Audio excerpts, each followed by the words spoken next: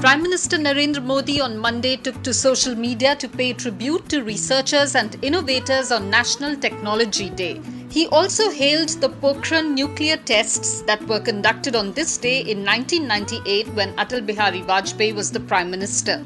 PM Modi paid tribute to the exceptional achievement of our scientists on this day in 1998.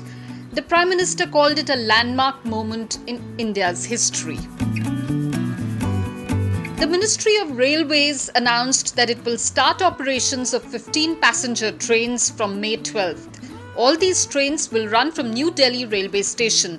The fares will be equivalent to the ticket fare that is charged for Rajdhani trains. Online booking will start on May 11th at 4 p.m. Dr. Subba Rao, former governor of the Reserve Bank of India and a veteran economist, says India can expect to see a V-shaped economic recovery post-coronavirus crisis. This should allay concerns that the economic recovery post-coronavirus would be an arduous task, considering the economy was not in the best of health just before the pandemic hit. The World Health Organization has dismissed as false allegations of a media report that it withheld information about the new coronavirus following pressure from China.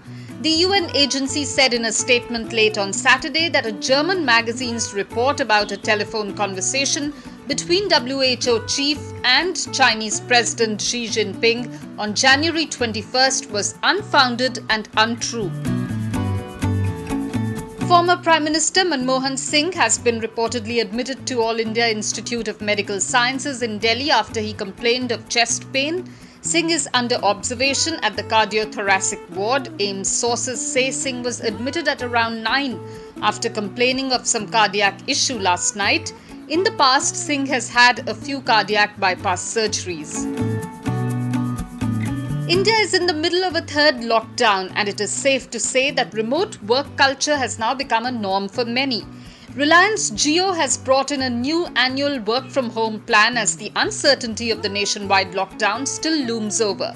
The telco already has an annual plan of Rs 2,121 in place.